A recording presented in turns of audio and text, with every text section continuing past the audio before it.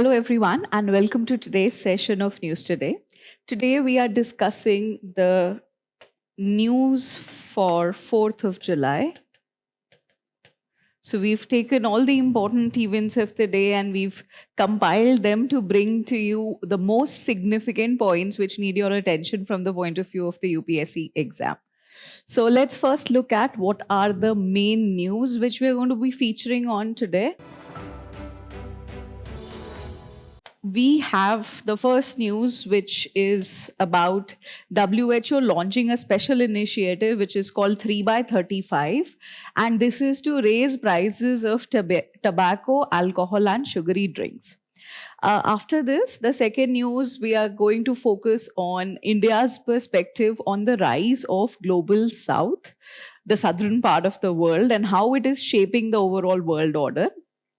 Then after that, you have OPCW, which has recently convened its 23rd regional meeting in New Delhi. So this event obviously is significant to us because it has been conducted in India. So this meeting is important. We'll see what happened.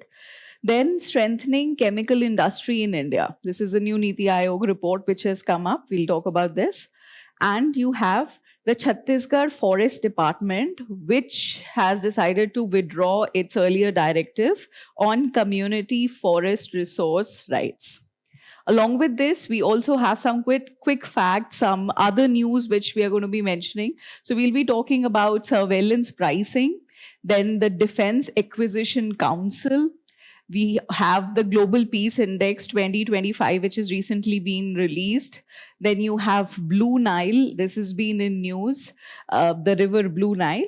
Then we'll talk about polar anticyclone and how it is impacting world climate.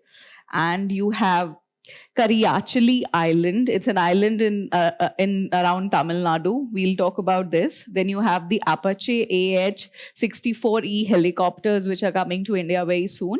And you have some specific artworks of India, which we are going to talk about, which recently have been in news because of Prime Minister's visit, like the Kashmiri Pashmina shawl and some other artifacts are there. After that, the last topic will be International Olympic Committee and its recent take on India's position, India's Olympic Committee. So one by one, we're going to be talking about all of these. Okay, let's start with the first one. So WHO launches 3x35 initiative to raise prices of tobacco, alcohol, and sugary drinks. So let's first understand what this title means. So this 3 is for cigarettes, sugary drinks like your cola, aerated drinks, and alcohol. These are the 3 products which WHO has highlighted that they have the worst impact when it comes to our health.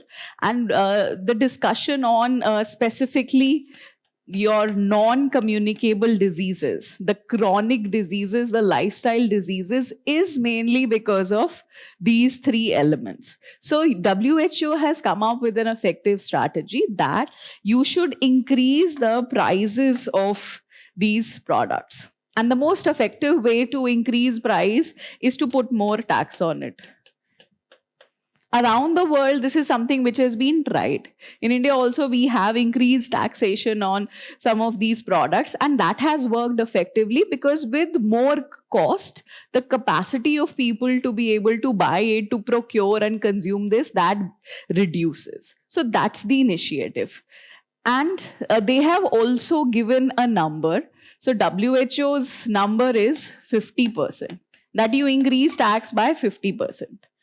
Okay, but of course, this is very steep, and doing something like that will also be met with a lot of backlash, and it cannot universally be applied to the whole world. So what WHO is saying is, you do it by 35. 35 here means the timeline they've set is 2035. So 10 years will be taken for bringing this taxation. Of course, such initiatives are more of an advisory. This is not something binding. And every country, according to its current situation, according to its current level of requirements, can taper the initiative. And any such tax which we have, which are put on goods which are considered to be damaging to our health, they are called health tax. So this is a strange kind of tax. You think about it. This is a tax which is going to be there to protect your health.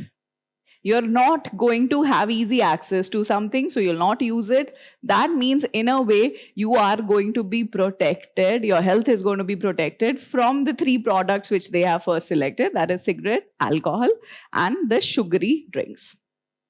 Now, the question is this: why this health tax? What's this idea about? Why is this needed? Like I've already told you, this is a very effective strategy. But the first point should have been, okay, why do we need it? The reason we need it, of course, because of health impact. All these things are very severely damaged. They come with their own set of diseases. And think about a combination of all of this, which a lot of people around the world are consuming. That has very detrimental impact on health. See, non-communicable diseases have always been there. Okay. And they are still there, and there can be many other reasons also because of which they can happen. But the analysis of different populations, different countries around the world is showcasing this, that the incidence of these diseases, problems like obesity and other lifestyle disorders, they are greatly increasing because of these three items. And not only is a person going to be diseased, there is also an increase in the number of deaths which are happening because of this. So that is a very big point of concern. And that would mean that you need to take some very robust steps to control it. The second point is, of course, economic impact. I think this economic impact, you can obviously understand. There are 2-3 ways of looking at it. First of all, of course, if I'm buying tobacco, if I am buying some sugary drinks or alcohol, that is money which I've earned, that which I'm putting into a particular area, which, let's say, if I don't drink or if I don't use tobacco, I could put this into some productive use. Maybe there's a family which can put this money into the education of their child. Maybe they can put it into some kind of business, which can actually get into some benefit for the economy as a whole also. So there is that kind of economic impact, that you're losing resources. So the next thing is, it's not just that you are losing resources. There are also going to be internal damages. You are also harming yourself. And if you're harming yourself, that means you are going to be more sick. You will need more treatment. You're going to spend more money on hospitals, on doctors. Maybe you're getting a cardiac surgery done or something like this. So that is an additional cost. Okay. So money wasted along with, of course, internal cost at the amount of health facilities which you're going to be needing. The next thing is, it can be a source of revenue generation. They're talking about big numbers which can be collected over a period of these 10 years through this taxation. So that kind of money which you collect as revenue through tax, that will boost the GDP of a country. That can then be put into some productive use, maybe something to do with health only, right? Maybe that can help to set up more hospitals, provide more healthcare, or whatever the government wishes.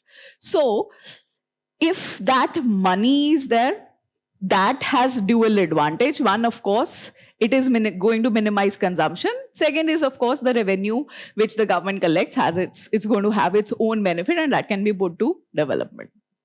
There's another very significant need or use which we can get through health tax, and that is promoting equity. Think about this, I said that if you have these kind of consumptions, tobacco, alcohol, sugary drinks, your health is not going to be the best and you will need advanced healthcare treatments.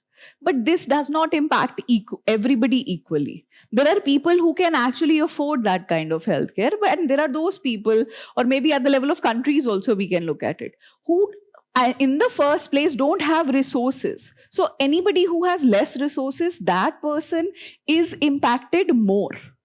The damage because of these things, because of the health impacts or the economic impacts of these, is going to be more on those people who already have less resources. So this could be a way of creating that balance. This could be a way to promote equity. So that is the idea which WHO is coming in. India already has a few taxes, a few restrictions which it has imposed. But in line of this, maybe we find some more developments which happen in future. Okay, so whatever those developments are, you keep reading about that and you keep tracking those developments. We'll go further into our next topic. The rise of global South shaping the new world order. Okay. Now, see, the Prime Minister of India is visiting different countries at this point of time. He's on a 5-nation visit, and he was recently in Ghana. So, Ghana in Africa, and from there, he's talking about this new perspective of the new role which the global South is presenting, which the global South should be presenting. Now, the first thing which you all need to know is, okay, what is the story about the global South? Just look at this map here. Okay, so the timeline of this or the discussion of world parts, we usually start this around the Second World War period. So after the Second World War period, you had two major parts. So one is, of course, you have Russia here, north of Asia, and you have America. These were the two superpowers at that time. And after that, after the end of the Cold War period and everything, you finally had breakdown of the Soviet Union. And after that, there's just been one superpower in the world, and that is America. The region here is the northern part of the world, but the southern part has been lagging. If this is this superpower, America, that means the other country, their influence over different organization and the kind of development which they are having is, you can say, slightly lagging behind. And why this global South is considered to be a separate group? Because they are mostly developing nations. You can look here, like you have the Latin American countries, okay, or South America, Africa, Asia, these parts. They are less developed, they have less money, they are technologically, you can say, little bit lagging as compared to the northern part of the world. Now, the thing is that things are changing. There is a new scenario which is playing out, and that's what the Prime Minister was emphasizing or talking about, that there is a rise of this global South. This global southern region has a lot of advantages. First advantage is this, that there are a lot of people here. In terms of population, you have a very large part of the world living here because these are very populated areas.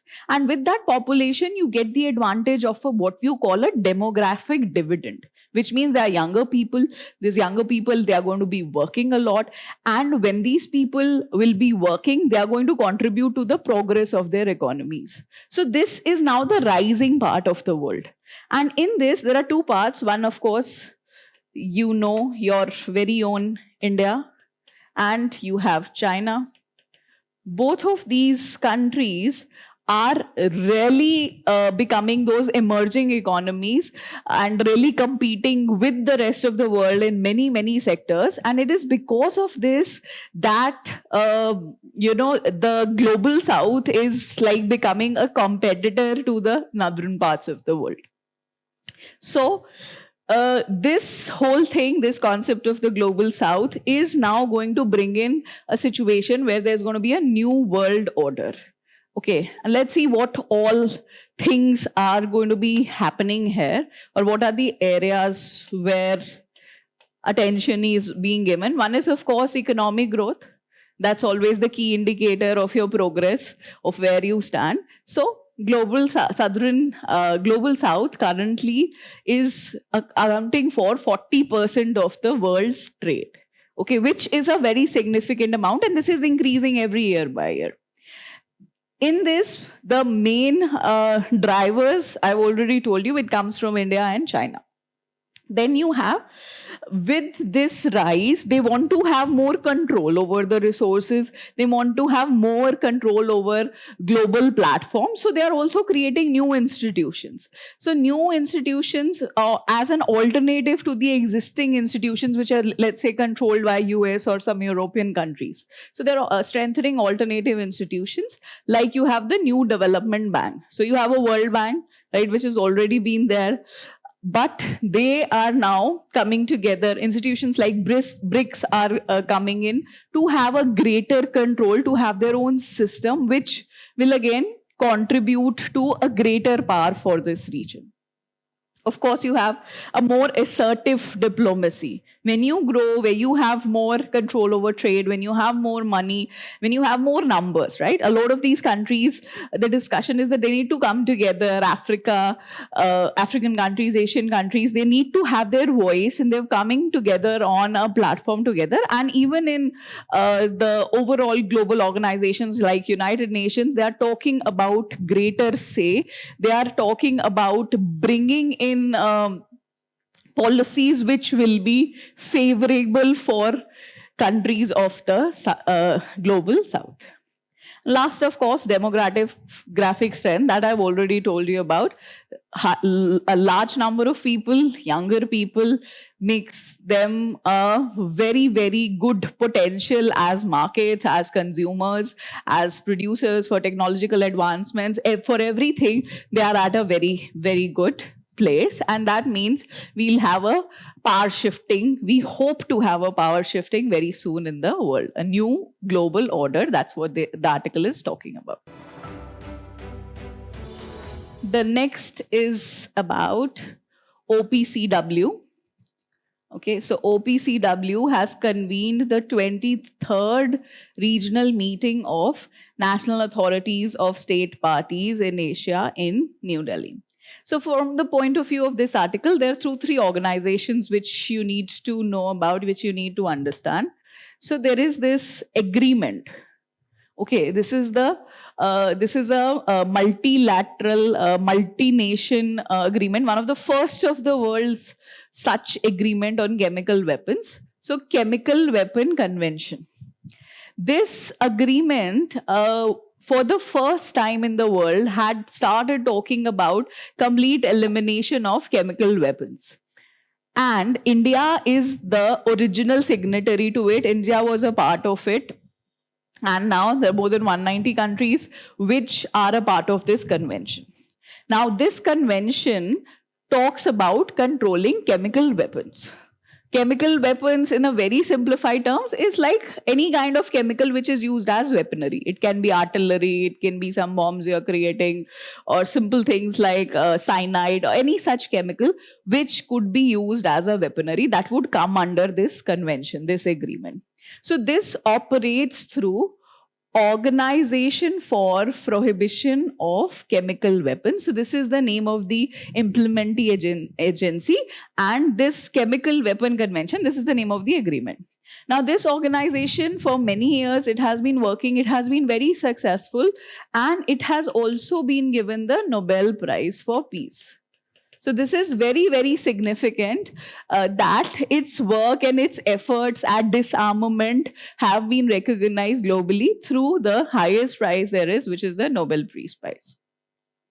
Because India is a party to it, I told you India is the original signatory to it, India is also applying this convention's rules and suggestions through its own implementing agency, which is the National Authority of Chemical Weapons Convention.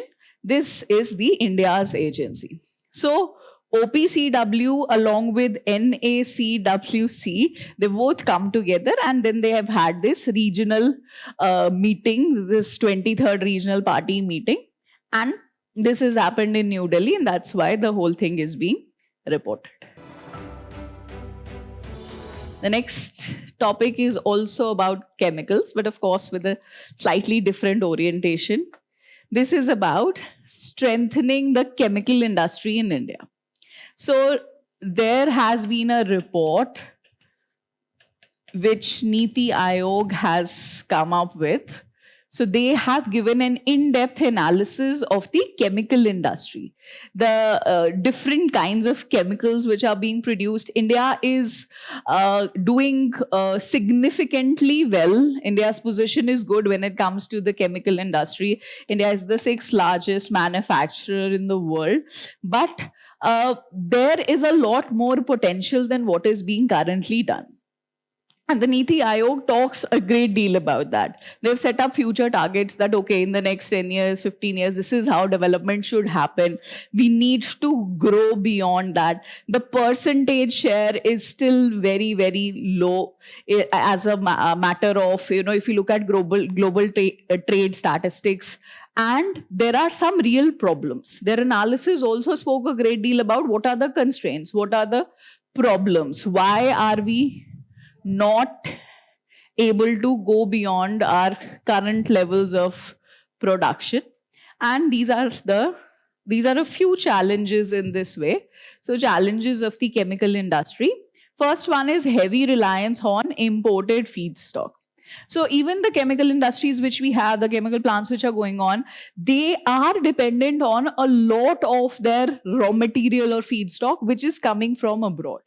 Okay, so when anything is imported, there are 2-3 standard problems in that. When you import something, that means you're paying a heavy price for that. Okay, you are using your foreign reserves to pay for those products. And second thing is, it also creates a lot of dependency. Okay, if one day, let's say you're going to buy something from China, and one day China says that no, we are not going to sell it, then your production is going to be stopped. Okay, so the whole thing is about you have to maintain a viable supply chain, and that should come in a way that this dependence on imported feedstock has to reduce. For that, you'll have to innovate more, you'll have to create new products, and that comes with our second problem, which is low investment in research and development. Okay, so our investment currently is less than 1%. Which is very low as compared to the global standards. And this means, again, that you're not able to innovate, you're not able to create new products, and especially not just about the fact that, okay, you have to import it instead, but it also means that India with its unique conditions, India with its unique requirements and specific industries which are dependent on these new chemicals which might be needed, we are not meeting that gap. We are not able to innovate beyond a point because we don't have investment in research and development. Investment in research and development is the key to all innovation, to creating new products, to give impetus to any kind of industry. Be it chemical industry or in fact for any other industry also, the same logic will apply. And the last thing here is skill shortage. This requires skilled labor. Okay, you cannot have semi-skilled labor. You need people with advanced degrees. You need chemists who will tell you about chemicals, who will be able to work around chemicals, improve production, increase production, make venues profitable. And that means you should be able to pay them enough. The challenge with shortage is, of course, the kind of courses available, that is a hurdle. But along with that, of course, if you're not able to pay them sufficiently, skilled labor is not going to come. So NITI Aayog has listed this in detail, and then it has also suggested some points that, okay, this is what we can do. We can help set up more enterprise. We can allow more private participation. We can give easier clearances when it comes to especially environmental clearances. We can give some funding also. So all of that should be able to boost the chemical industry to increase its share in global production of chemicals. The next topic which we have, now this is Chhattisgarh's Forest Department withdraws directive on community forest resource rights. Okay. Now I want you to understand something here, that when there is a news about a particular state, you don't really visualize it from the point of view of that state only. There is a greater issue at large. And this is a very important issue per se. So this is about community forest resource rights. You might not exactly be getting a question on what Chhattisgarh is doing, but you need to have a sense of community Forest Rights Act. All these things are very basic. And when you get a question, you can always pick up Chhattisgarh example and write it in your answer. So that's the value addition which people, when you prepare for UPSC, they keep talking about. This is the value addition. You learn about forest rights, you learn about community forest resource rights, Forest Right Act, and then you have an example of what happened in Chhattisgarh. So we're going to see what happens in Chhattisgarh. First, there are two aspects here which you have to understand. The first one is this community forest resource rights. Okay, so understand this thing. You already have a basic idea about how forests are managed. So there are people who have been traditionally living in the forest. You have the tribal communities, you have the forest dwellers. And there is an issue of historical right invasion starting from the time period of the Britishers. The British came, they needed timber, they took control of the forest, they said only we will use it. Now there was a need to correct this historical fault or this historical problem, and for that the government came with this Forest Right Act, or the complete name is Scheduled Tribes and Other Traditional Forest Dwellers Recognition of Forest Rights Act. Now according to this right, a lot of significance was given to the tribes, to the forest dwellers, and it was suggested that they are going to be the ones who will be controlling those forest regions. They will be having community forest resource rights. They can do that through their Gram Sabhas. So it was basically a people-driven, a people-centric, local governance kind of system which would control how forest reserves are going to be used, how forest areas are going to be used. Now, what happened in Chhattisgarh is that Chhattisgarh government said that this CFRR, this is not being used properly. This is not being used scientifically. Different parts are doing their own thing, and they felt that the management of this is not being done correctly. So they took help of something called the National Working Panel Code 2023.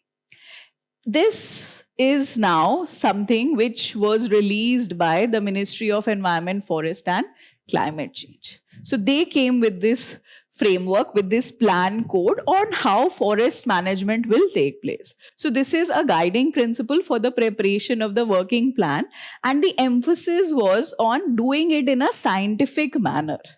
They said it cannot be haphazard. You have to scientifically look at things, and this scientific management of different forest divisions of our country. So the Chhattisgarh government, in line with this working plan code, said that we should apply this, and you will need to do things according to them. And once this directive was given, there was a lot of opposition to it, mainly through the tribal communities, the forest dwellers, the right activists, forest rights activists are there.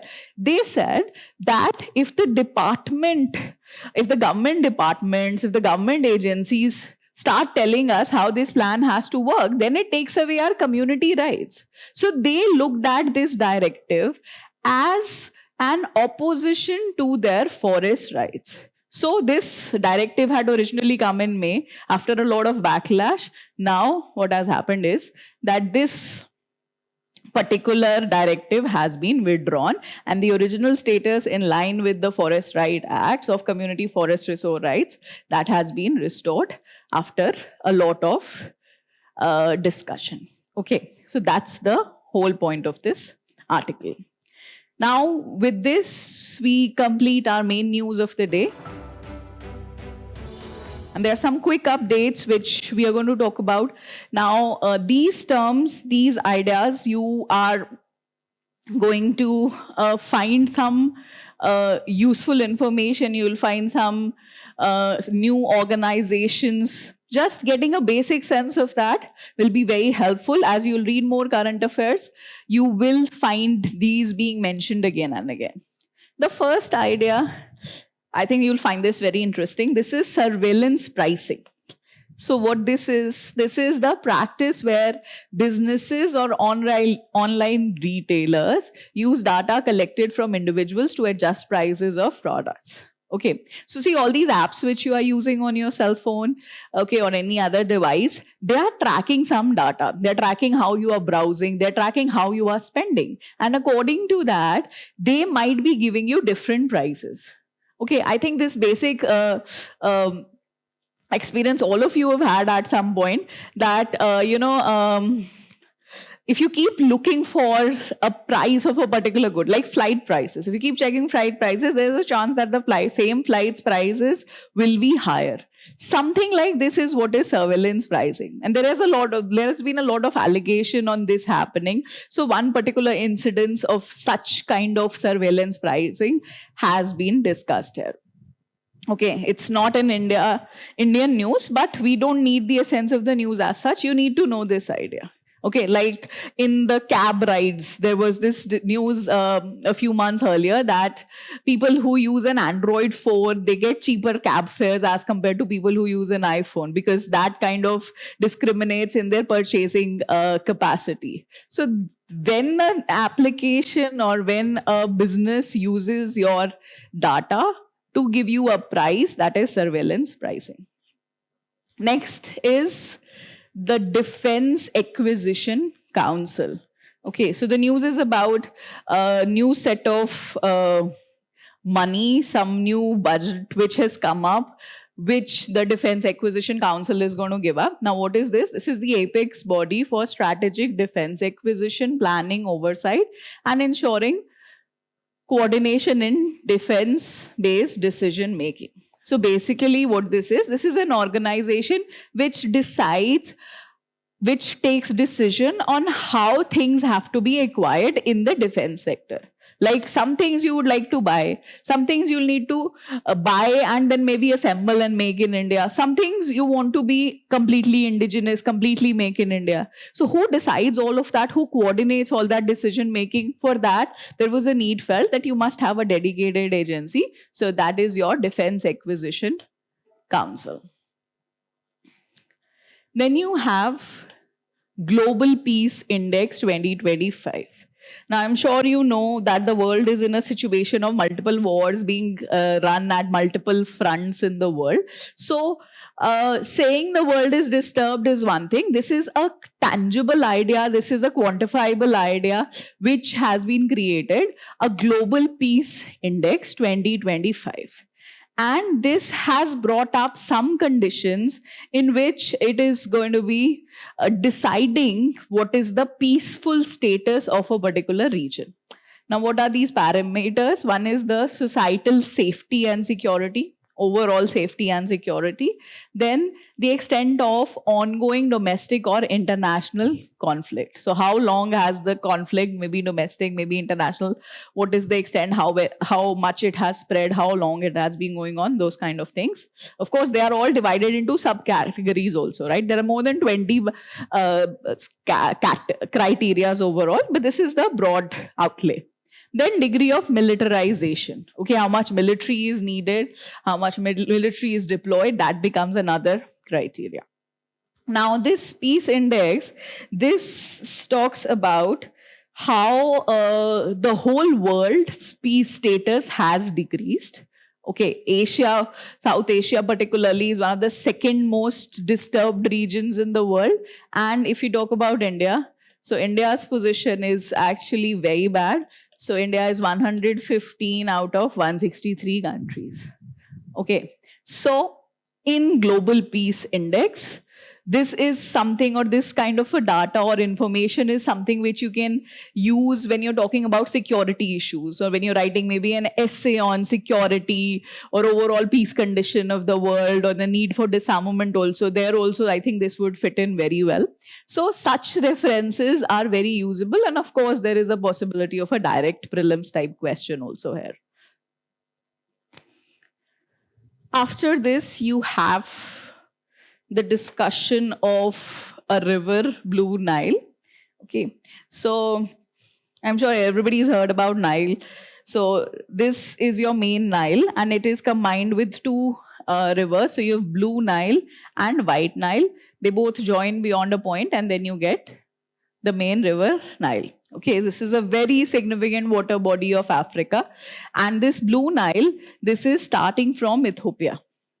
And why this has been in news is Ethiopia has built a dam on this. This dam would be one of the largest dams in Africa. So it's very significant in that. But when such a large structure is constructed at any location, there are, of course, ecological challenges which might come in. So that's why this has been a point of discussion.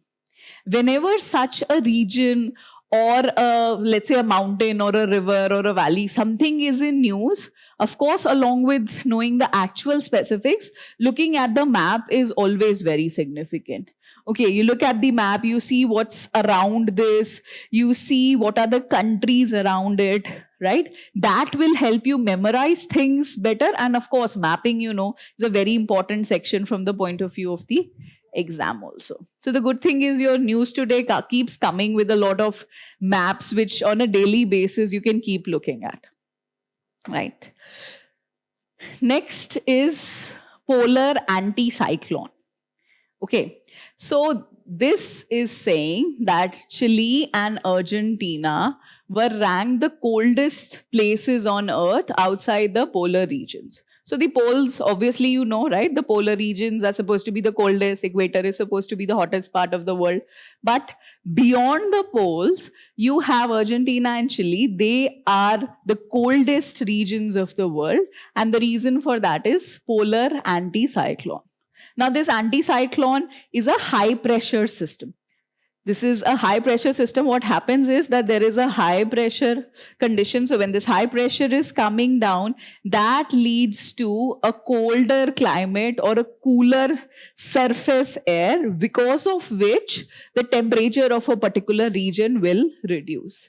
And that is what is happening here. These regions are experiencing anticyclones, and because of these anticyclonic conditions, their temperatures have become very, very low. They're the coldest parts of the world other than the poles right now. Then you have Kariachali Islands. Okay, so this is an island in the Gulf of Mannar and in the region of Tamil Nadu. And why this has been news is that this island is shrinking. When I say shrinking, basically, I'm sure you all know about the rising levels of seawater. When we talk about global climate change, one of the big problems which we are facing is that the sea level is rising. And the islands are the worst hit by this. Because as levels are rising, parts of these islands, they are going to be going under the ocean. And this island is one such island which in the next few years might not exist. It's an uninhabited island. Nobody lives here, but still, because this is a very significant piece of territory for us, this is a matter of concern that this island is shrinking. So the government has, and the region of Tamil Nadu, they've come up with a special solution that they are going to build artificial reef systems. So you have coral reefs which can actually be created around this, which will kind of create a breakage to this water level, kind of prevent the submergence from happening. And as a result, what will happen is that we might be able to save this island.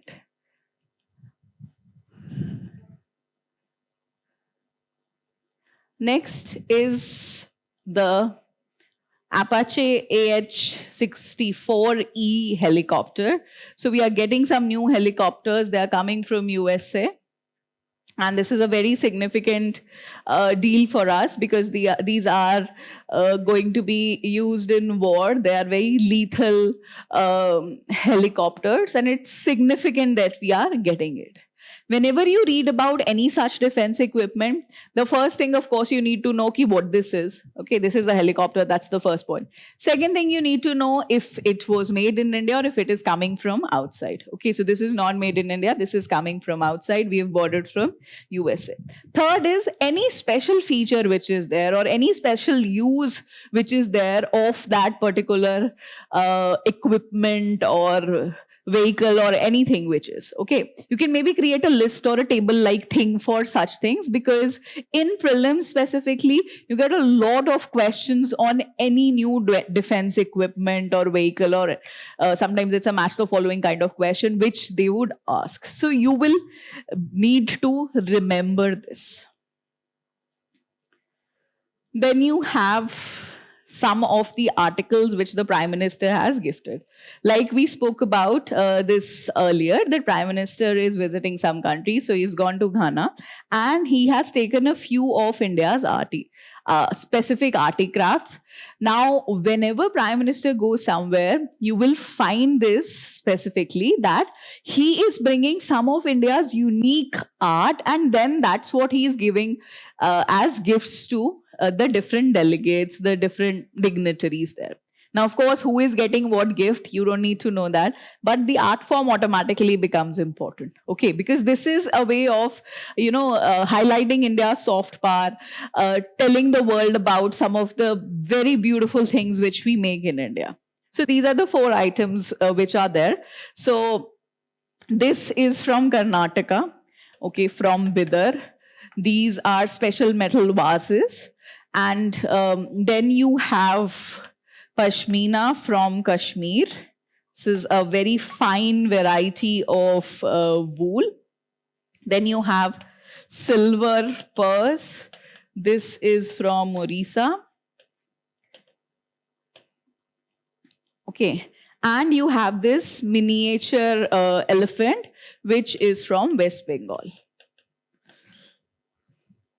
Now, most of the things which are picked up and which are selected here are usually from specific areas, and most of these have GI tags also. Like out of these 4, this has a GI tag.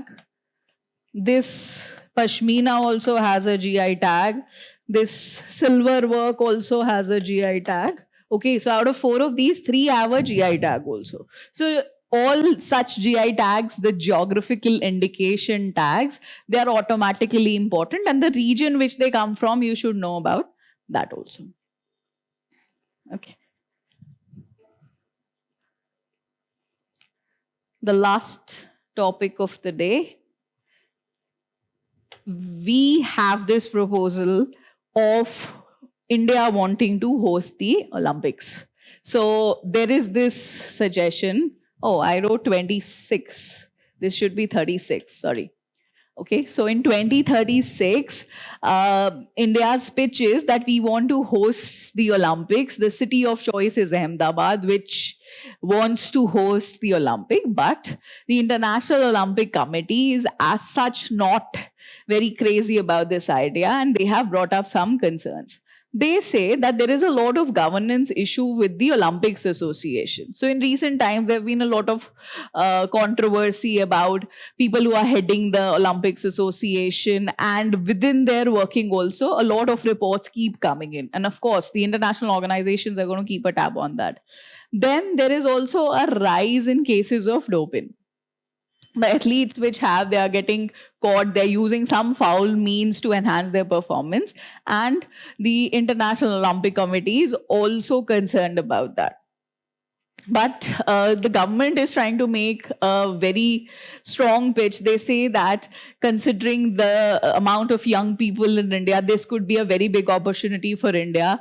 And if they're probably able to resolve these issues in the next few years or in the next little bit of time, whatever time is there, maybe we'll have it, or we will get to see an Olympics in India. Okay. For such topics, for such themes, the idea or the points which need your attention would be, what are the significant issues? And from here, any steps India takes to correct this, that will also need your focus, your attention. Okay, so now that you've gone through the whole news today, it's time that you look at the questions. MCQs and testing yourself at everything which you read is the best way to make sure that you've understood the topics. So just go through the MCQs. And once you're done with that, if you want any additional information, if you want to go further into any topic, you have Vision IS Digital Current Affairs page. Just go there, browse through articles, get a deeper sense of any topic which you want, right? Thank you.